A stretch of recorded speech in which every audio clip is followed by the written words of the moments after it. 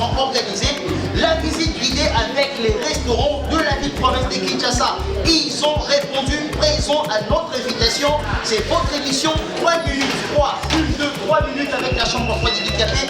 Bienvenue dans cette émission. Alors, nous allons assister à cette grande activité, bien évidemment. Ici à la Chambre froide, nous sommes à la deuxième rue, Limité industrielle.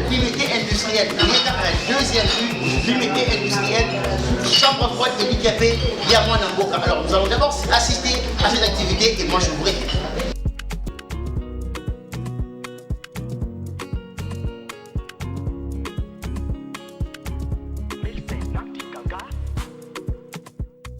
Très bien, bienvenue mesdames et messieurs, vous êtes nombreux à nous suivre, vous nous suivez partout dans l'ensemble de la République, nous recevons vos messages vraiment de partout, dans le Congo central vous nous appelez, mais j'ai omis de vous dire qu'il y a les gens qui nous appellent les Congolais de Nairobi, qui ne cessent de nous appeler, de nous encourager, mais de poser aussi plusieurs questions dont nous relayons, mais au-delà de ces relais, nous cherchons du contenu pour vous. Vous savez que notre République, c'est la seule chose, en fait, qui nous reste. C'est Congo que nous partageons, nous tous, et nous sommes encore là, une fois de plus, pour ces beaux pays qui est les Congo. Alors, nous profitons pour ce numéro spécial souhaité.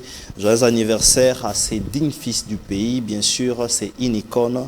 Monsieur Floribert Ndumbi Dialunda, que nous souhaitons respectueusement joyeux anniversaire. C'est un baobab de la République, un premier conseiller d'une personnalité de la place, en tout cas que nous souhaitons joyeux anniversaire, mais beaucoup plein de choses et des bonnes choses. Alors nous allons parler actualité comme vous le savez et l'échange d'aujourd'hui, vraiment comme d'habitude, je peux vous rassurer qu'il y aura du contenu parce que nous avons des invités, des hautes crèmes, ce qui analysent sans embâche, sans cacher leurs verbes. Ils disent des choses comme elles sont. Donc, si vous n'aimez pas la liberté d'expression que nous avions, dont nous nous sommes battus et que nous continuons de se battre, en tout cas, ça c'est votre problème. Nous allons tout déballer sur l'actualité de la République. Et donc, j'ai le réel plaisir pour la première fois sur notre plateau de recevoir Maître Kizito. Maître Kizito, qui est un habitué du média, mais ça fait quand même un bon bout de temps qu'il n'est plus présent aux médias comme d'habitude. Maître Kizito, bonsoir. Bonsoir. On est toujours là. Voilà. À chaque fois que nous avons une invitation, on essaie de répondre. Si, bien évidemment, l'emploi du temps le permet. Ok.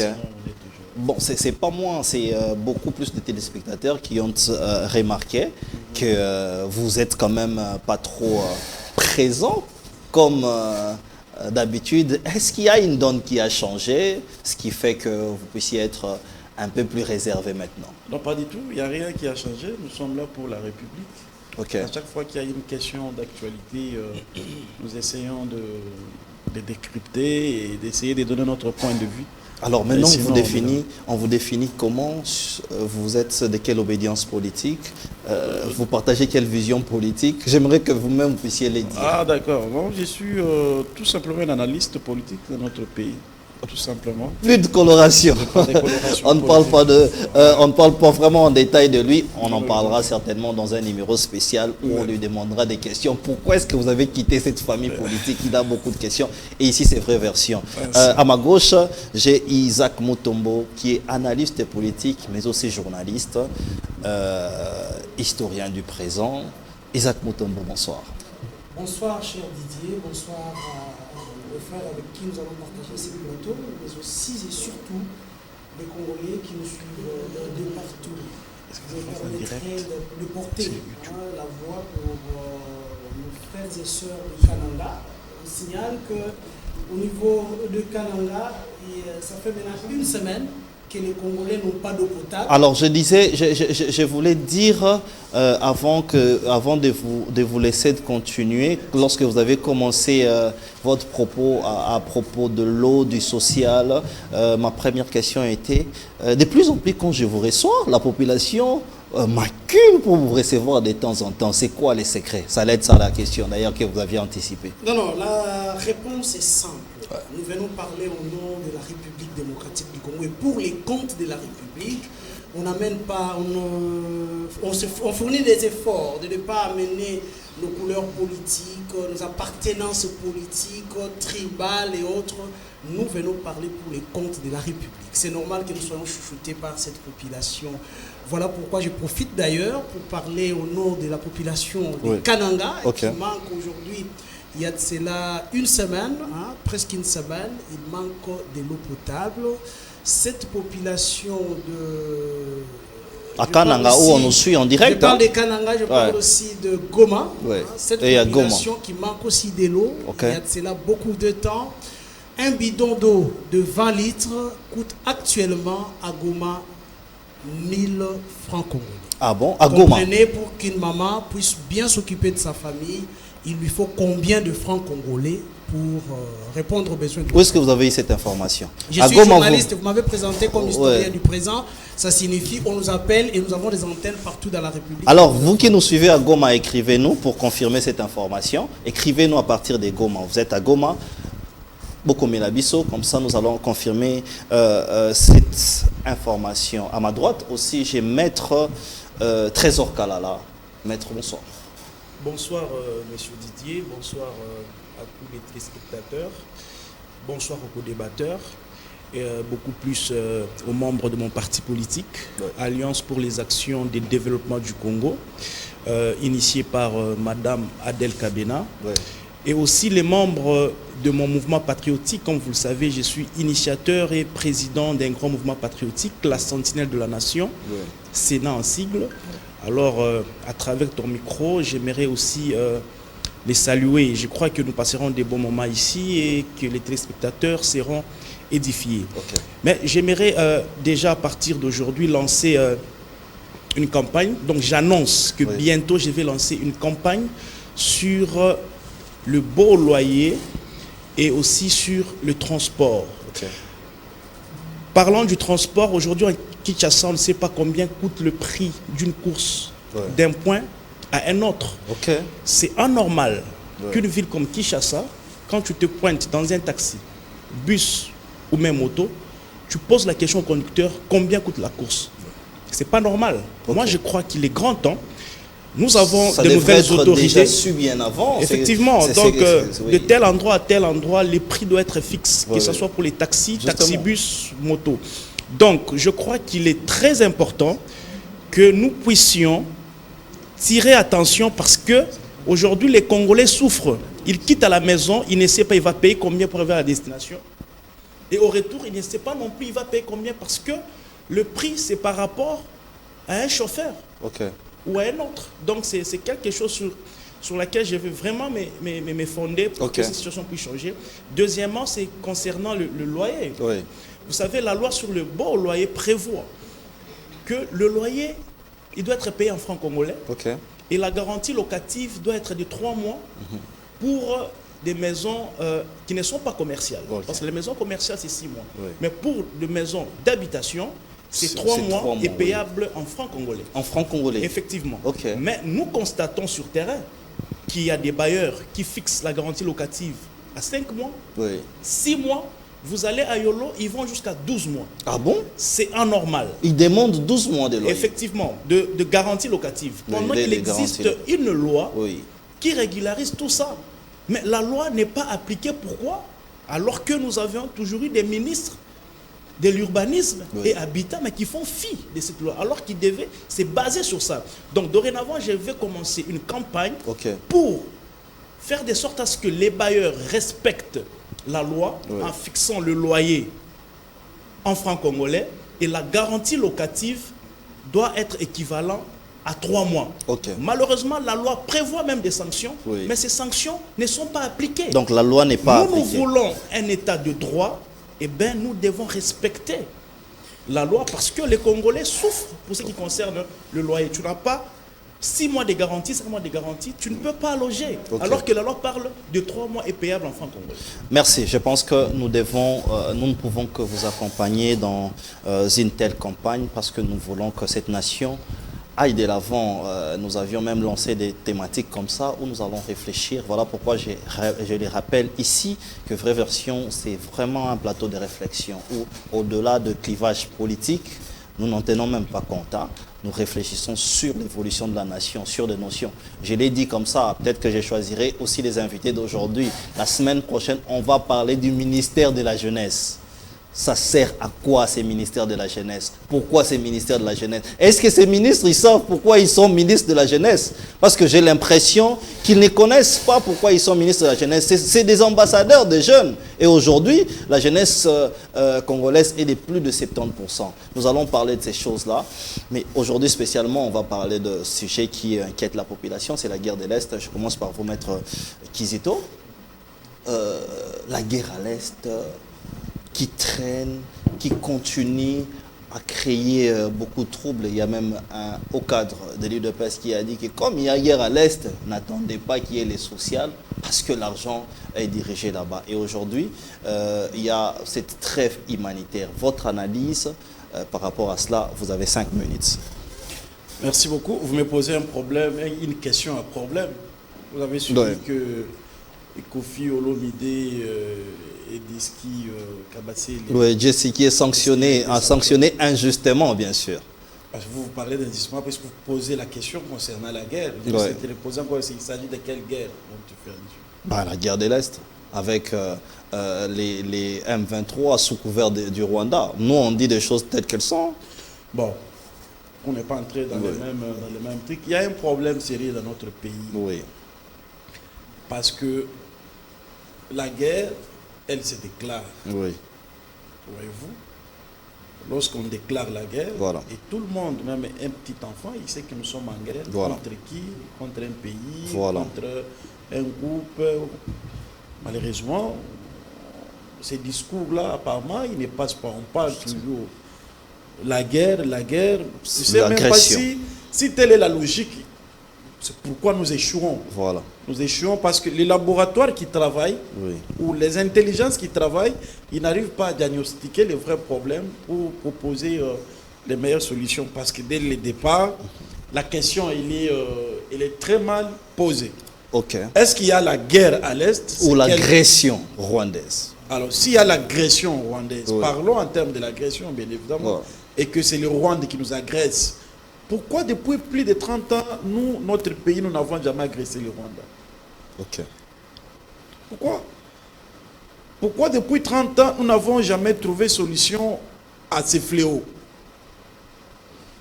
Pourquoi depuis plus de 30 ans, le Rwanda ne s'est jamais plaint? Nous disons toujours le Rwanda, c'est un petit pays, il n'y a rien là-bas de grave. Mais nous sommes ici dans tous les salons diplomatiques à travers le monde en train de pleurnicher pour ces petits pays. Justement. C'est-à-dire qu'il y a un problème.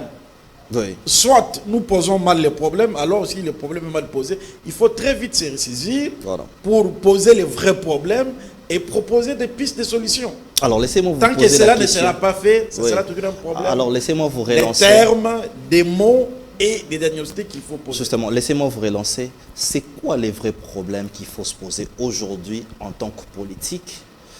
Et vous avez laissé plusieurs angles ouverts comme ça. Pourquoi les Rwandais ne nous attaquent pas, ne nous accusent pas? C'est des questions qu'on devrait naturellement vous poser. Mais c'est quoi les vrais problèmes? Est-ce que vous pensez que l'État congolais ne prend pas ces grandes questions dont vous posez ici, ne les met pas sur la table?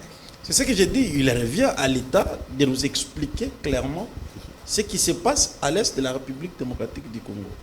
Parce que nous savons, depuis qu'on était petit, moi personnellement, je suis né, j'ai trouvé la problématique de l'est de la République. On en parle toujours. Et alors, qu'est-ce qui se passe à l'est? Il y a plusieurs versions. Et sur le plan officiel, qu'est-ce qui est dit? Là encore, il y a un problème. Il y a une ambiguïté qui ne dit pas son nom. Et maintenant, entrons dans l'hypothèse de la guerre. Disons qu'il y a la guerre à l'Est. Et donc, que fait notre armée? Parce que nous avons une armée qui est là. Elle fait quoi? Quel est le bilan que nous devons établir à ce jour avec notre armée? Si notre armée n'est pas à même de gagner cette guerre, pourquoi ne pas aller solliciter d'autres pays voisins, pays amis, pour solliciter les secours, bien évidemment, des autres armées, peut-être angolaises, zimbabwéennes, pour venir au secours de la République démocratique du Congo. Okay. Pourquoi on ne le fait pas? Mais vous ne pensez pas... Parce que j'estime que la guerre, elle ne peut pas commencer depuis qu'elle a commencé et sans se terminer. D'autant plus que lorsqu'on essaie de se comparer ces grands pays, la RDC, que nous sommes, et les petits pays comme le Rwanda tel qu'il est, nous ne pouvons pas continuer à être à genoux depuis aujourd'hui plus de 3 décennies. Oui. Ça ne s'explique pas. Alors, si ce n'est pas ça le problème, les autorités politiques doivent nous expliquer ce qui se passe concrètement à l'Est. C'est seulement avec ces explications que des pistes de solutions peuvent être... Mais lorsque nous suivons tous les gouvernements qui disent clairement, c'est connu aujourd'hui, d'ailleurs ces rebelles-là ne se cachent pas, on ne voudra pas citer leur nom, que ce sont des Congolais qui cherchent des soutiens ailleurs. Nous voyons celui-là qui fait des bruits, Nanga par exemple, qui était ici à Kinshasa, après il a commencé par d'autres pays pour chercher les parrainages. Lorsqu'on parle de tout ça, et puis on décèle maintenant que c'est le Rwanda qui est derrière, bien sûr, et l'Ouganda aussi, parce que Bunagana par exemple est voisin de l'Ouganda. Est-ce qu'il y a un problème diplomatique? Merci beaucoup. Je vois qu'on évolue petit à petit. Maintenant on parle de Nanga, avec sa rébellion, les restes qui sont de l'autre côté. Ah, ok. Alors, s'il y a une rébellion dirigée, chapeautée par Nanga, encore là, nous posons la question à tous les services. Oui. Est-ce que nos services ont failli pour ne pas neutraliser cette rébellion? Puisque tous les départs, c'est là. Oui. Nous avons la police, nous avons l'armée, nous avons les services de l'ANER, nous avons DGM, nous avons tous ces services-là. Que font-ils par rapport à cette rébellion à l'Est? Merci. Est-ce qu'aujourd'hui, il est difficile de poursuivre Nanga et sa troupe, les neutraliser, les arrêter, les amener devant les cours et tribunaux? Moi, je pense que ce n'est pas difficile et ce n'est pas impossible. C'est pas difficile. C'est possible de les traîner devant la justice. Et d'ailleurs, ici, l'une de l'action du ministre de la Justice, le ministre d'État, Constant Mutamba, qui a proposé, et ce qui n'est pas encore passé à la vitesse supérieure, d'initier des procédures judiciaires contre ces personnes, les condamner même par défaut. Voilà. Afin que partout où ils peuvent, par une procédure d'extradition, bien évidemment, dans les pays voisins, s'ils peuvent circuler partout dans ces jours, partout où ils peuvent se retrouver, on met la main sur eux et ils viennent purger la peine. Merci. Est-ce que pour ça, nous devons pleurnicher matin, midi, soir? Est-ce que pour ça, nous pouvons attendre de voir plusieurs milliers de Congolais mourir à l'Est sans qu'il y ait des solutions appropriées à prendre? Parce que s'il s'agit de la rébellion, cette rébellion est à même de prendre assez d'ampleur contre notre propre armée. Si tel est le cas, remettons notre propre armée en cause et puis diagnostiquons les vrais problèmes afin que nos militaires puissent l'emporter au front. Merci. La parole doit tourner. Je pense que nous allons vous revenir pour essayer d'échanger sur la trêve humanitaire. Isaac Mutombo, aujourd'hui, bien que les gens en parlent d'une autre langue, nous devons en parler pour trouver des solutions. Finalement, cette guerre, comme Maître Kizito disait tout à l'heure, mais il y a toujours des problèmes, il y a toujours des pleurnichages. Qu'est-ce qui se passe en fait aujourd'hui, alors que la situation est connue dans les instances internationales? Les États-Unis décrètent une trêve humanitaire. Qu'est-ce que vous en pensez? Vous avez aussi 5 minutes. Avant de parler de cette trêve humanitaire, je vais d'abord répondre à la question « Qu'est-ce qui se passe ?» Voilà. Ce qui se passe, c'est qu'il y a une faiblesse de la part de la République démocratique du Congo. Ici, je parle de l'État congolais. Ah bon? J'aime bien reprendre la théorie selon laquelle l'État a les attributs de Dieu. L'État congolais doit être omniscient, omnipotent et omniprésent sur les sols congolais. Je parle ici pas de l'État, mais du pouvoir de l'État. Ok. Lorsqu'il faut qu'on tire chaque jour sur le peuple congolais, sur ceux qui vivent à l'est de la République, la population est dans l'obligation de se déplacer. Pendant que la loi congolaise, la loi fondamentale de la République démocratique du Congo, demande à l'État congolais, ou oblige même à l'État congolais, de garantir la sécurité des Congolais sur les sols congolais et même à l'extérieur. Et que l'État est dans l'impossibilité de le faire, dans l'incapacité de le faire, D'où vient le problème? Le problème, c'est au niveau de l'État congolais. Okay. Il n'y a pas une autre personne à qui on doit crier aujourd'hui. Mais tous ces efforts qui sont fournis à laquelle on doit crier l'État congolais aujourd'hui, les budgets qui est augmenté, tous ces efforts, vous ne le voyez pas? Non, ne vous en faites pas. Le budget, oui. Hier, nous avions un budget de 4 milliards. Ouais. On nous a parlé non, mais les budgets de l'armée aujourd'hui qui est de 1 milliard et pour 400. aujourd'hui, on parle de 16 milliards. 20% de ces 16 milliards ira peut-être au niveau de l'armée. Mais nous n'avons pas besoin seulement de ces budgets ou de ce que vous nous amenez comme discours en ce qui concerne les réformes. On a besoin de la réalité, de ce que nous devons palper comme paix, comme sécurité des Congolais. Sur les plans pratiques, qu'est-ce que les réformes que vous nous avez apportées au niveau de l'armée ont donné aux Congolais en termes de sécurité, en termes de paix? Aujourd'hui, nous vivons dans un pays où tout le monde peut constater que l'État est totalement absent par rapport à ses prérogatives. Comment ça, l'État qui doit protéger les Congolais, qui doit tout connaître sur le plan sécuritaire. Ici, je parle de l'omniscience de l'État congolais. Mais vous qui doit tout connaître sur ce qui doit arriver aux Congolais demain ou après-demain à travers les services intelligents. Où est cet État-là? Où est le pouvoir de l'État qui doit être omniscient? L'omniprésence du pouvoir de l'État, je l'ai toujours dit et répété sur ton plateau, l'État doit être partout. Là où on crie, on parle de Nanga, là où on parle de M23, là où ils sont en train de gérer, où se trouve réellement l'État? Ce sont les grandes questions que nous devons nous poser, bien qu'aujourd'hui on commence à limiter nos libertés comme on a limité pour certains. Je n'irai pas jusqu'à parler de Kofi Olomide et de notre frère Kamasele. Non, mais Kofi Olomide dit aussi de choses qu'il ne comprend pas non plus, lorsqu'il dit que... Non, vous ne direz pas que Kofi Olomide ne comprend pas. C'est un intellectuel, c'est un père de famille, c'est un responsable, c'est un Congolais qui a réfléchi sur son pays. Je n'aimerais pas aller sur ces plans de peur qu'on puisse... que les sanctions puissent aussi tomber sur cette émission. Nous devons échanger. Hein? Nous devons échanger. Nous sommes libres d'échanger. Moi, je pense que Kofi Olomide dit des choses qu'il ne maîtrise pas. Pourquoi? Parce que j'étais à l'est de la République. Il y a des gens qui meurent. Il y a nos militaires qui meurent là-bas. Il y a des familles qui pleurnichent là-bas. Et vous, vous dites qu'il n'y a pas de guerre là-bas. Ou Kofi Olomide dit ça. Moi, je me dis que comme journaliste, j'étais là. Il dit des choses qu'il ne maîtrise pas. Non, ne vous en faites pas. Est-ce que vous avez suivi des conférences qu'il y a eu des victimes de guerre ici, même ici à Kinshasa? Lorsque Kofi dit qu'il n'y a pas de guerre, c'est compliqué. J'ai suivi avec beaucoup d'attention Maître Kizito, qui s'est vraiment réservé de toucher sur ce point-là. Oui. Kofi Olomide vous dit... Bon, ne restons pas sur Kofi Olomide. Il vous dit il n'y a pas de guerre, mais nous sommes giflés. On est en train de nous taper. On est en train de nous mener à l'est de la République. Est-ce que ces messieurs-là a trompé? Non, mais il dit faux. Est-ce que la République démocratique du Congo, Maître Kizito vous a dit? Oui. Pourquoi nous ne pouvons pas réfléchir, mettre une machine en place, réfléchir comment inquiéter les Rwandais pour que les Rwandais ne viennent pas faire du mal chez nous? Est-ce qu'il y a cette machine-là en République démocratique du Congo? Et s'il n'y en a pas aujourd'hui, qui doit mettre cette machine si ce n'est pas l'État congolais? On doit se poser de vraies questions pour trouver de vraies réponses. Exactement. Nous réfléchissons à haute voix. C'est pourquoi même nous sommes là. Nous ne devons pas cacher nos réflexions parce que les gens pensent une ou autre chose.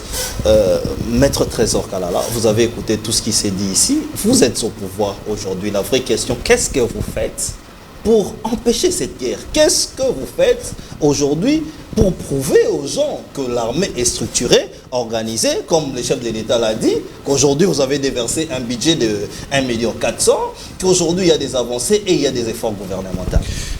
Merci beaucoup pour les verbes, monsieur Didier. Mais ici, il faut souligner un élément très important. Trésor Kalala n'est pas au pouvoir.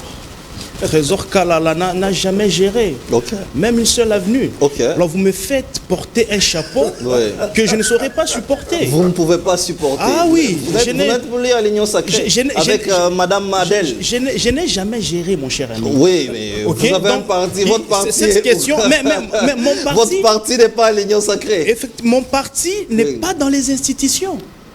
Non, donc, mais nous n'avons aucune responsabilité. Donc, il faut me dédouaner de ces chapeaux-là. Donc, il faut poser cette question à ceux-là qui gèrent. Par exemple... Mais il ne vient pas au plateau. Moi, je suis en train... On l'appelle pour lui poser des vraies questions. Les ministres, Patrick Mouyaya, bien sûr, il ne vient pas au plateau pour répondre aux questions. Vous êtes de la famille politique du chef de l'État. Vous vous dédouanez, pourquoi? Monsieur Didier, oui. Je crois que la dernière fois que je suis passé ici, je vous avais demandé de ne plus me présenter comme communicateur de l'Union Sacrée. Ok.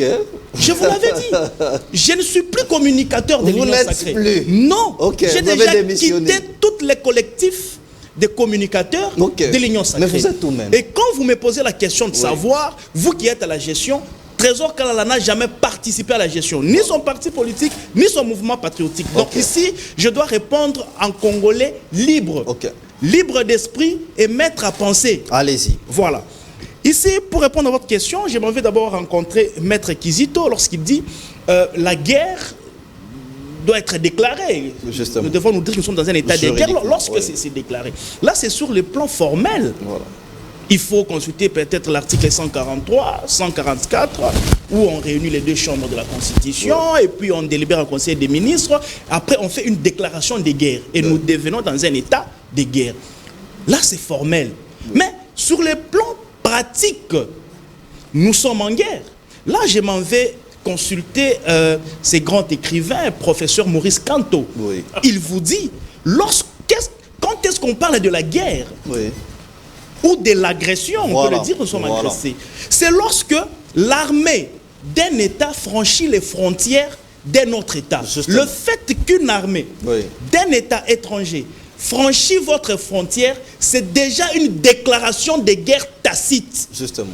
Donc, le Congo ou la République démocratique du Congo est en guerre avec le Rwanda parce que le Rwanda nous a déjà déclaré la guerre en traversant plusieurs fois nos frontières. Donc, sur le plan pratique, nous sommes en guerre, mais sur le plan formel ou constitutionnel, on n'a jamais déclaré cette guerre. Mais tous les jours, nous nous battons, pas comme contre le M23, c'est un non, mais nous nous battons contre l'armée rwandaise. Donc, la République démocratique du Congo est en guerre contre le Rwanda.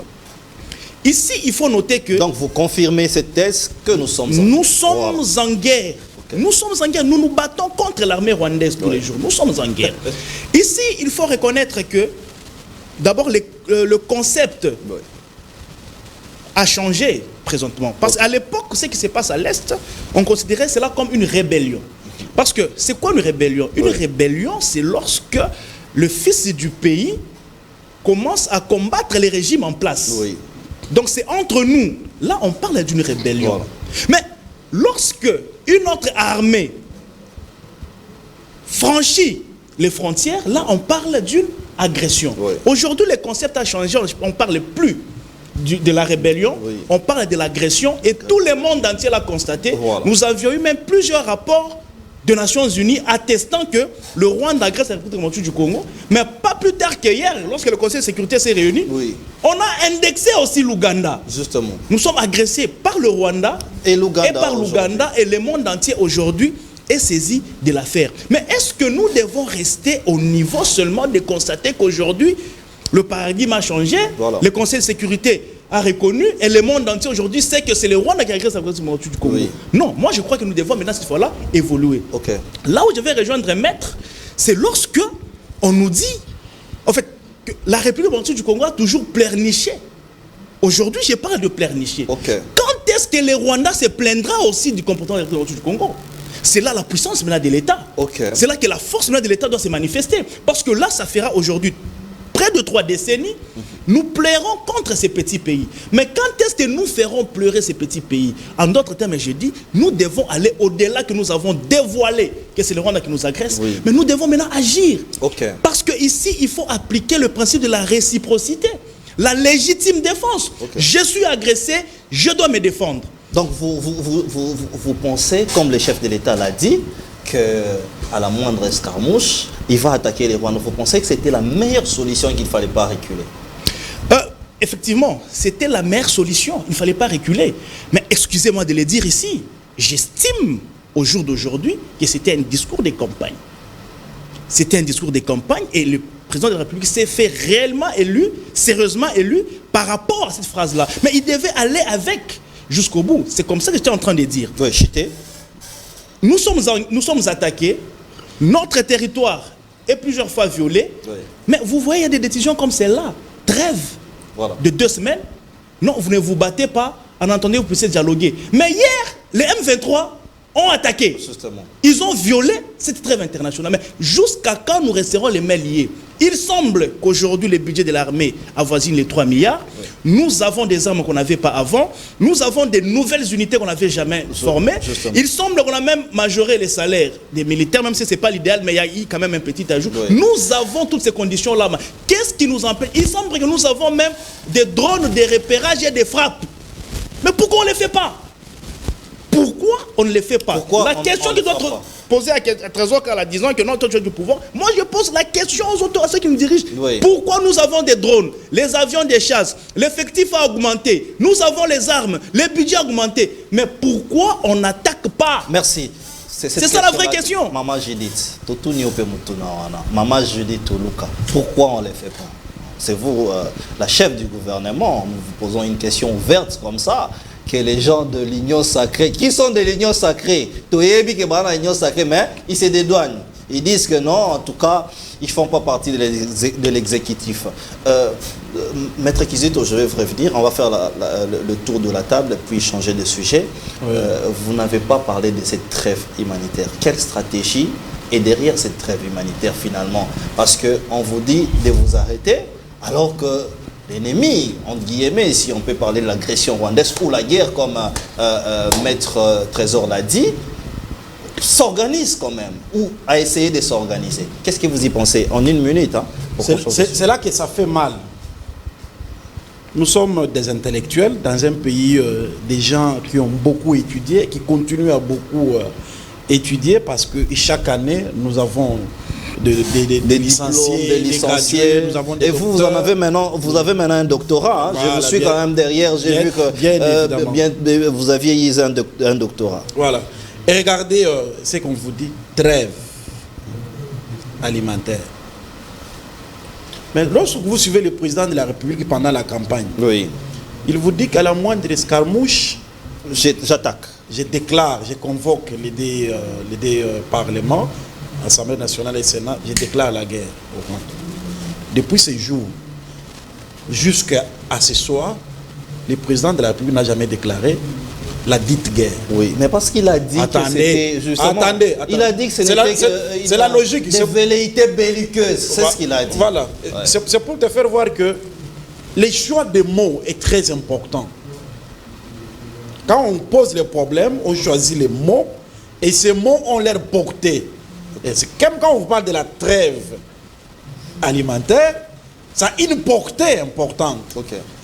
Ça veut dire en réalité que nous sommes en guerre. Voyez-vous, même si on ne s'est pas situé, la guerre, c'est avec la rébellion, oui, c'est avec le Rwanda, c'est avec qui? Mais néanmoins, c'est d'ailleurs mieux les Américains pensent que nous sommes en guerre, okay, alors que nous-mêmes, officiellement, nous n'avons jamais déclaré la guerre. Ok. Ça, c'est un problème. Donc les États-Unis... Ça, c'est de un. Ouais. Lorsque vous regardez le gouvernement sortant, ouais, faire ça, voilà, au Conseil des ministres, ça veut dire quoi? En faisant ça, ouais, et ce que Kofi a dit que nous sommes tapés, c'est quoi la différence? Non, mais tout dépend de comment vous interprétez les choses. C'est important, oui, parce qu'on est en train de réfléchir, allez-y. Oui, de rallumer les faits là où il ne devrait pas être. Oui. Lorsque les ministres, au Conseil des ministres, ils font ça. Oui. On crie au secours, on pleure. Et lorsque quelqu'un dit on nous tape, on nous gifle, oui, ça rallume les faits. C'est quoi la différence avec ça et dire qu'on nous tape? Nous sommes partis, Cannes ou quoi, je ne sais pas moi, oui, le truc, oui, ça fait un problème parce qu'on tenait coûte que ces messages passent, même si les autres n'ont pas voulu que ça passe à la télévision. Oui. C'est-à-dire qu'il y a un problème. Les autorités doivent nous dire la vérité. Merci. Si nous sommes en guerre, et regarde, tous les villages, toutes les villes qui sont tombées, est-ce qu'il y a eu la guerre où les militaires se sont retirés?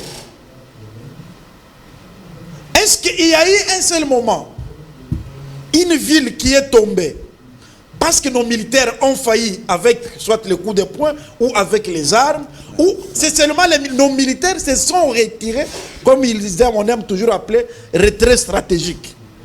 Et que les autres ont pris le village. C'est des questions que vous posez comme ça. Non, ça passe dans les réseaux sociaux. Non, mais vous ne pouvez pas vous fier des réseaux sociaux, maître. Mais quand on parle, tout ce qu'on parle, on le voit où? Regarde. Regardez les télés, regardez l'information certifiée par les réseaux sociaux quand même. C'est très important.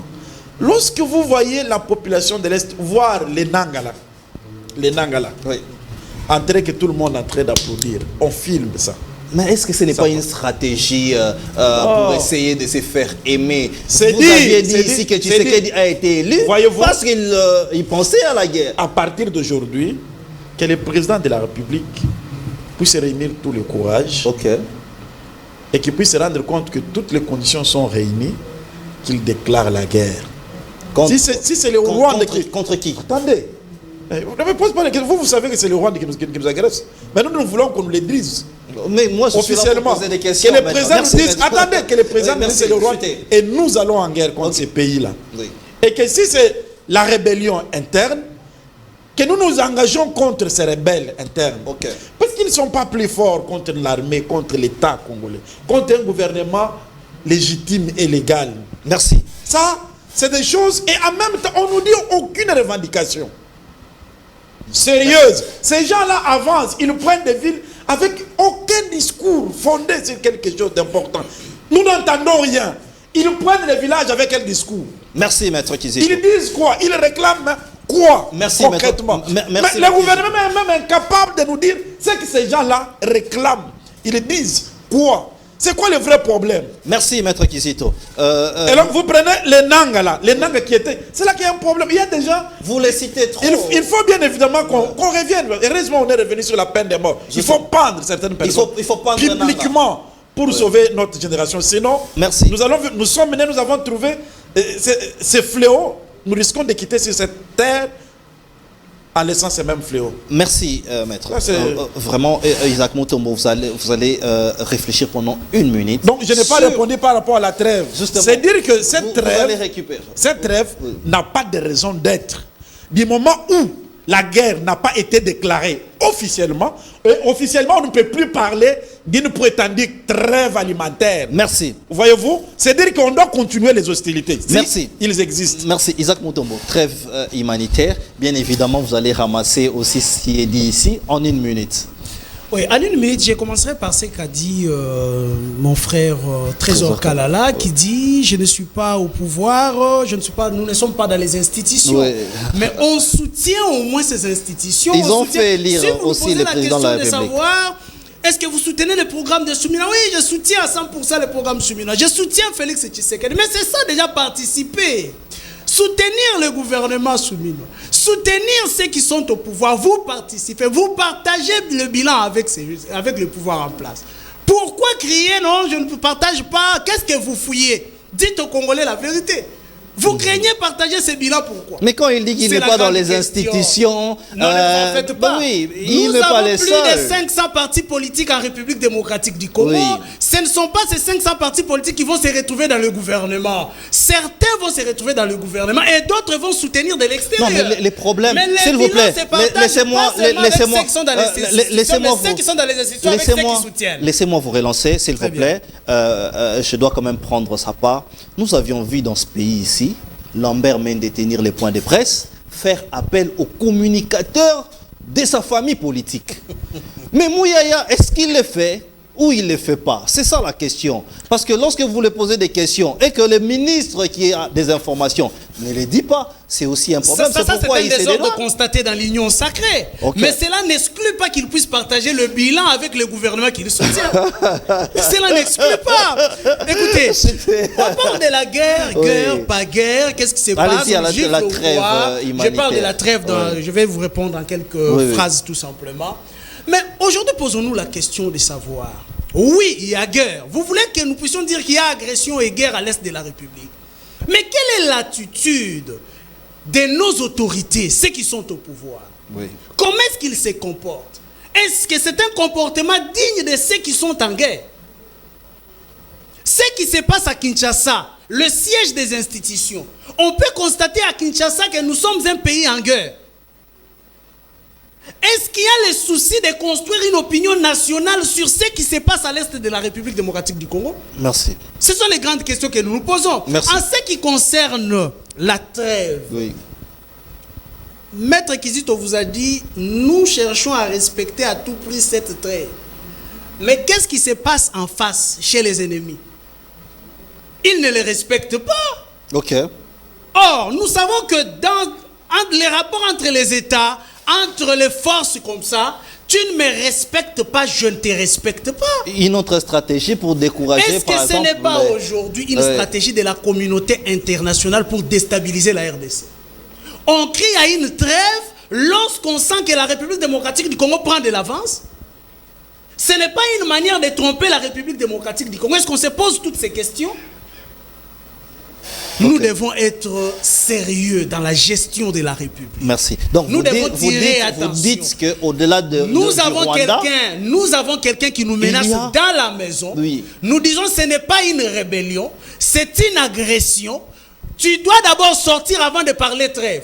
Tu dois d'abord sortir de ma maison. Je ne te laisse pas taper sur ma femme et sur mes enfants.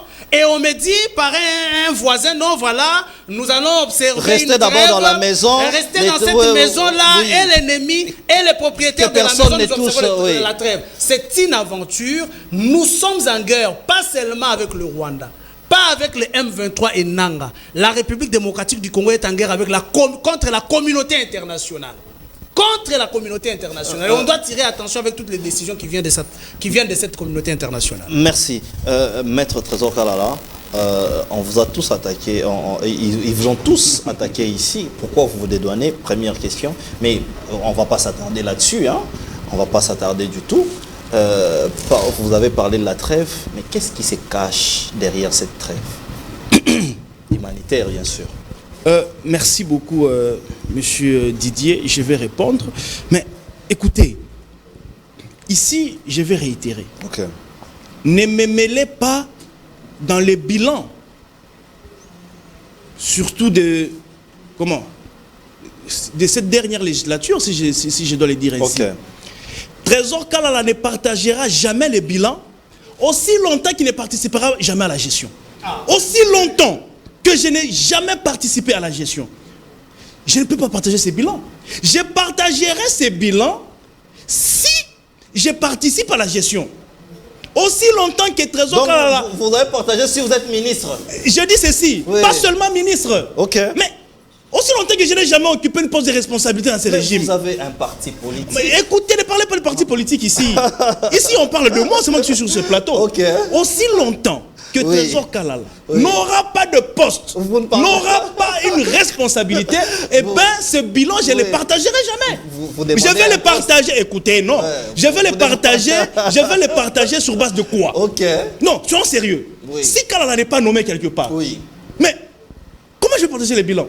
Et je partagerai les bilans du secteur sur lequel on va me demander de gérer. Merci. C'est là que je partagerai les bilans. Mais Trésor Kalala, qui a la télé matin, midi, soir, qui défend le président de la République, qui défend les régimes, il n'est pas casé quelque part, et vous dites qu'il doit partager les bilans. Ah non, je partagerai les bilans. Si je suis casé quelque part, eh bien je viendrai partager les bilans. Merci. Et aussi, c'est une calomnie. Votre parti n'est pas non plus casé quelque part? Non. Je viens d'être calomnié ici. On me dit, non, moi j'ai soutenu le programme de Mme Soumina à 100%. Non, moi je n'ai pas soutenu ces programmes à 100%. Vous soutenez qui alors? Non mais écoutez-moi. Vous soutenez qui? Comment Mme Soumina va nous donner 6 millions d'emplois? C'est dans le programme. Non mais qu'on nous explique ça. Oui. Comment moi je peux soutenir un tel... Non, 6 millions 700 et quelques... 6 millions d'emplois. Par quel mécanisme? Avec quelle industrie? Oui. Avec quelle énergie? Vous pensez qu'elle a dit avec quelle route? Oui. Non mais elle devait nous expliquer par quel mécanisme. On nous dit qu'on va nous donner 6 millions d'emplois, mais sans mécanisme, mon cher ami. Et vous voyez que sur un plateau de télévision, soutenir un programme comme ça, moi j'ai dit non. J'ai dit non. Donc ici, je parle en homme réfléchi, libre à penser, libre... Et rappelez aussi que vous êtes de l'Union sacrée. Écoutez. Oui, mais parce qu'ils doivent vous écouter. Ils vous suivent là. D'ailleurs, ils vous suivent là. J'aimerais vous êtes de l'Union rencontrer. sacrée, Voilà. mais Je vous pensez m'assume. que c'est incohérent ce qui se passe là-bas. Voilà. Madame Adel Kabena, qui est la responsable justement. numéro 001 Voilà. de son, C'est ce de qu'on son doit parti, dire. a signé justement. la charte. Elle a signé la charte de l'Union sacrée. Isaac, laissez-moi vous dire. Il faut se dire.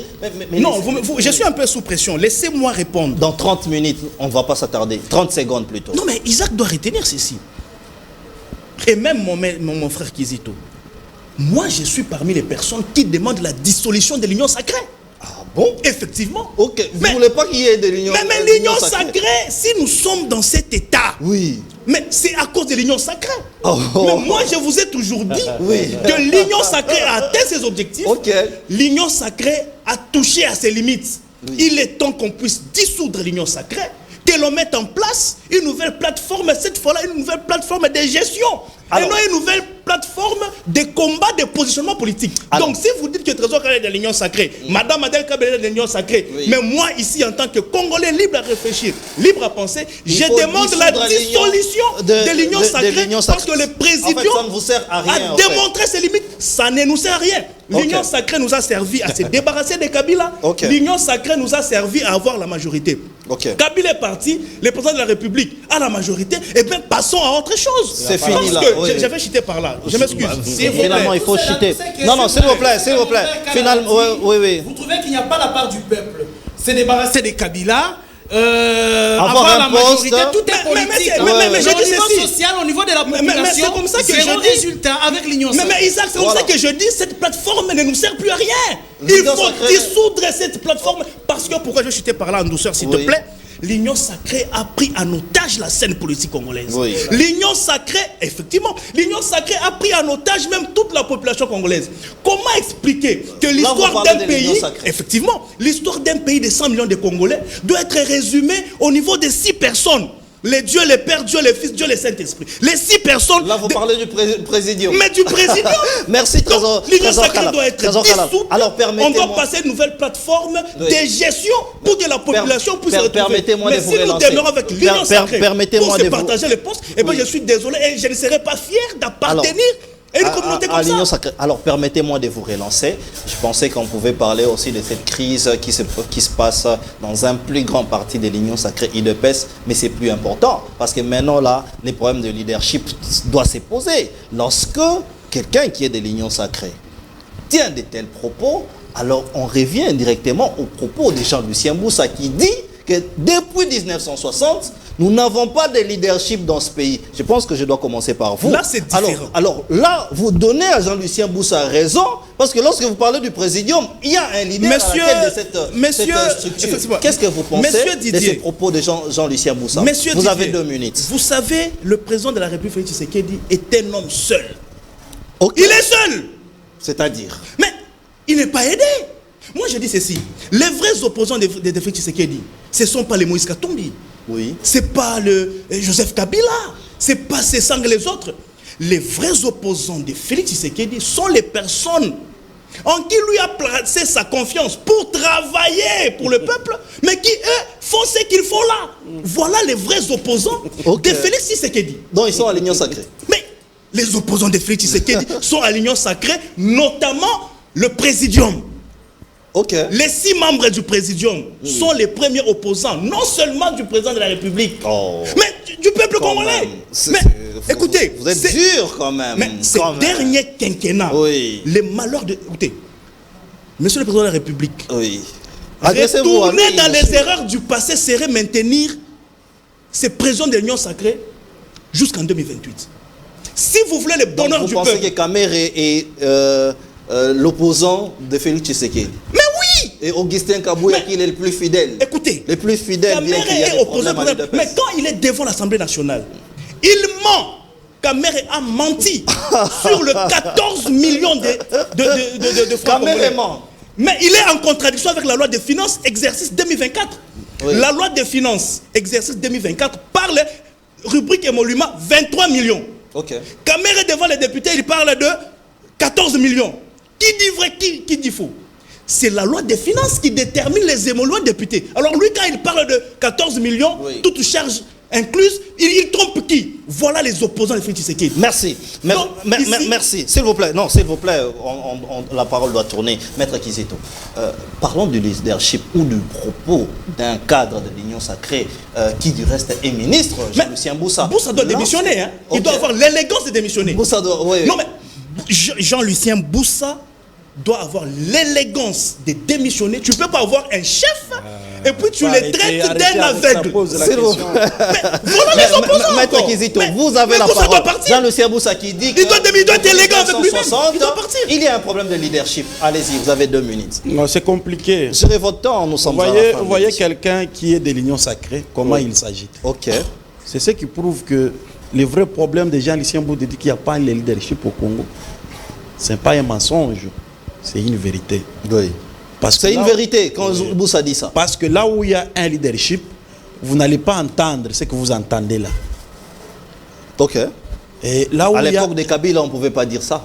Non, il faut faire attention. C'est là le problème. Pourquoi vous revenez toujours à l'époque de Kabila, On peut comparer les époques. Les pays, Barack m'a dit que le monde évolue. Okay. Il faut évoluer avec le monde. Allez-y. Voilà.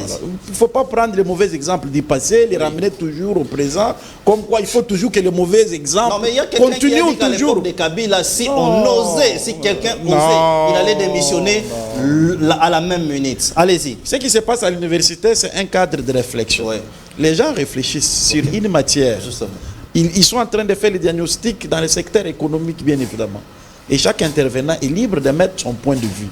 Et ce point de vue, lorsqu'il est ému, voyez-vous, qui parle de notre parcours jusqu'à ce stade, et qui conclut qu'il n'y a pas un leadership. Et vous voulez dire que non, qu'il démissionne. C'est-à-dire quoi? C'est-à-dire que ce discours peut être utilisé par un monsieur qui n'est pas ministre, ça passe.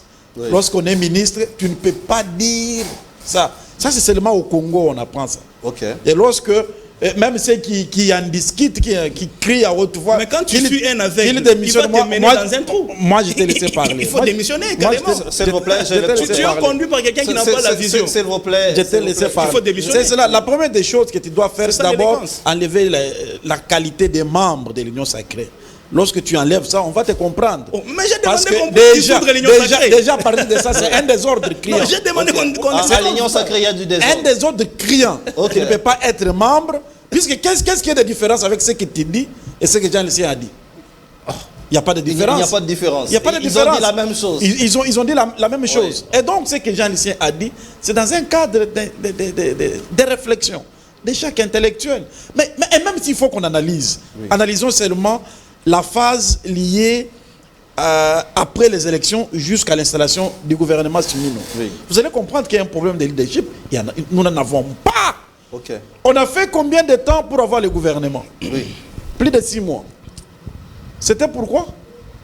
Alors qu'on dit que le président de la République a la majorité à l'Assemblée nationale. Et la majorité la plus écrasante. Est-ce qu'on a eu le gouvernement dans le temps record? Non. Pourquoi? Faiblesse de leadership. Ça, c'est de 1. De 2, pour désigner les membres au gouvernement, vous savez ce qui s'est passé? Comment vous dites que vous êtes une famille de l'Union sacrée, vous demandez 3 noms par chaque parti politique? Pourquoi? Il fallait faire quoi? Pourquoi? Vous êtes membre, vous êtes une famille. L'Union sacrée, vous demandez les quotas, tel ministère revient à tel parti politique. Pourquoi vous lui demandez d'envoyer 3 noms? Ça devient un problème de crise de confiance. Et là où il y a crise de confiance, il y a manque de leadership. Ça doit être connu de tous. Pour la présentation du programme de Semino à l'Assemblée nationale, vous savez ce qui s'est passé? Est-ce que vous avez assisté à un débat? On a décortiqué ce programme-là qui a été adopté. Il n'y avait pas de débat. Est-ce que vous avez suivi? Non, chers amis. Vous avez suivi des réunions et des réunions. La première ministre de gauche à droite, tout ça par-ci, par-là. Et ce programme a été débattu, scripté et fait des résolutions suffisantes. Ça, c'est un problème de leadership. C'est-à-dire quoi? Et ça passe pour un temps. Vous voulez faire les dialogues. Non, nous avons un leadership, le président Félix. Oui, il peut être de bonne volonté, c'est vrai. Mais il faut l'aider, mes chers amis. Un président de la République ne travaille jamais seul. Mais attendez, je ne t'interromps pas. Mais oui, sois calme, sois calme. S'il vous plaît. Là où il y a un leadership efficace, là où il y a un leadership efficace, tu ne peux pas être seul. Merci. Puisque c'est les chefs qui sélectionnent. Merci, Maître Alors tu ne Kizito. peux pas être un leader fort.